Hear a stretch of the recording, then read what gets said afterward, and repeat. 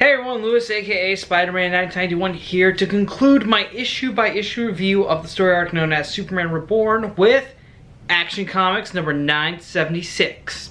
Alright, so warning, I will be talking about spoilers, so if you don't want this issue spoiled, please skip the review or check out my other 3 parts before getting into this. The issue starts off where the last issue ended, with Lois and Clark restored to their New 52 counterparts, and they still have no memory of John being their son or that they were ever married. Superman continues to fight Mxyzptlk while John tries to jog Lois's memories, but however both parties fail. Mr. Mxyzptlk states that he is not responsible for what was done to Lois and Clark, i.e. separating them from their and creating their New 52 counterparts and erasing them from and altering history. And he also tries to take John back to the 5th dimension with him. However, John is visited by 2 energy spheres similar to the ones from last issue, except these ones are blue and they seem to have memories of John, and they allow John to get some powers to fight back and repel Mr. Mxyzptlk back to and send him back to the 5th dimension.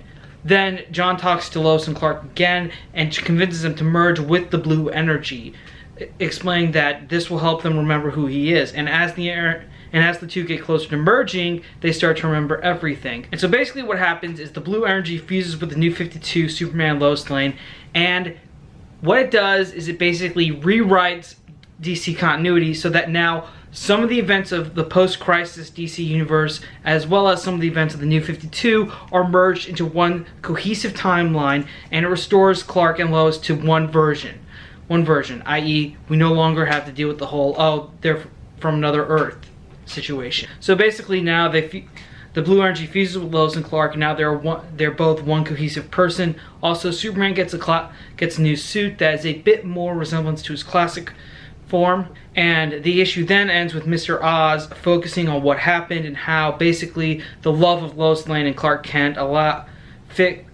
effectively fixed the timeline, allowed to merge, and he wonders how he will react. And at the moment where Mr. Oz talks about him, we see in the distance behind the moon the red planet Mars. Obviously a reference to Dr. Manhattan, who in Watchmen retreated to Mars after he was tired of humanity. At the start of Rebirth, in the Rebirth one-shot, Wally West told Barry Allen that 10 years were missing. Needless to say, the merging of Superman and Lois merging with their New 52 counterparts was able to restore the timeline in this way, and it allowed most of the post-crisis events, the important ones such as the original death of Superman and the wedding of Lois and Clark, to be added into continuity, as well as Lois's pregnancy and John's birth, and to basically create a new timeline. And by the way, I don't think the New 52 is completely obliterated, because basically we only get like an abridged version of what happened. We get a couple panels that kind of like show everything from baby Superman leaving Krypton, a couple clips in Smallville, and events in Daily Planet such as his marriage to Lois, death of Superman, Lois being pregnant, and John's birth. And we do see like a layout of like all the Superman villains, and among those villains is the character known as Ulysses, who did not appear until the New 52 continuity in the story arc Superman Men of Tomorrow. And that was also the story arc that introduced Mr. Oz. So we're not exactly sure what this means for the timeline in general.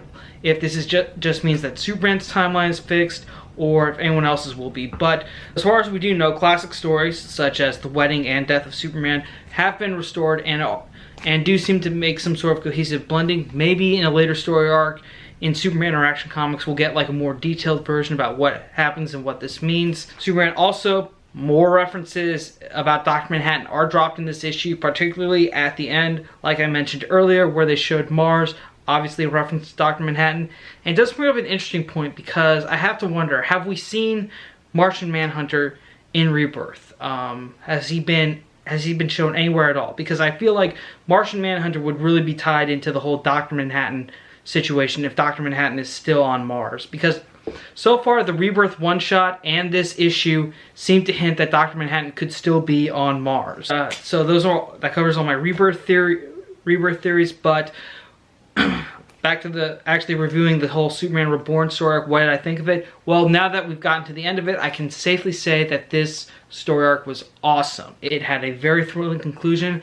It was a great way to sort of restore the timeline of the DC universe using Superman, because it's so far, I feel like Superman has been, I feel like the hero that benefited the most from the Rebirth relaunch is Superman, because I cannot remember before the New 52 when I've ever been this excited to read a Superman title. I mean, to be honest, ever since Rebirth launched, Superman Action Comics have always been are now the comics that I'm really looking forward to reading. It's great. I really think Rebirth has helped sort of restore Superman back to being the #1 hero of the DC universe. And also I like the idea of this story arc, how Dan Jurgens and Peter Tomasi used Mr. Mxyzptlk and the idea of Superman Red and Blue to help explain Alter Timeline and how to restore it, i.e. fusing the New 52 Red Superman with the post-crisis Blue Superman.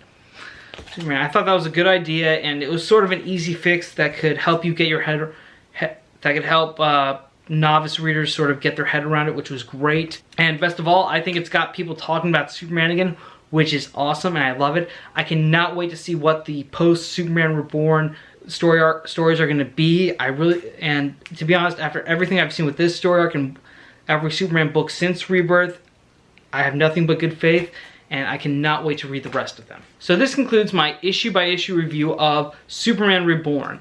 This was my first issue-by-issue review of a particular story arc. I will be doing another one of this style for the upcoming Batman Flash crossover known as The Button, starting in April. Also, I'm still doing this format for the final Invincible story arc. What did you guys think of this format? I know I was a little late on a couple of parts for this story arc, but if you enjoyed it, please let me know in the comments below if you would like me to do this again for another. If there are any other future story arcs, let me know in the comments below. Thank you again for watching. If you want to know when I'm going to upload stuff, make sure you stay subscribed and notified. I'm Spider-Man 1991 saying, see you later.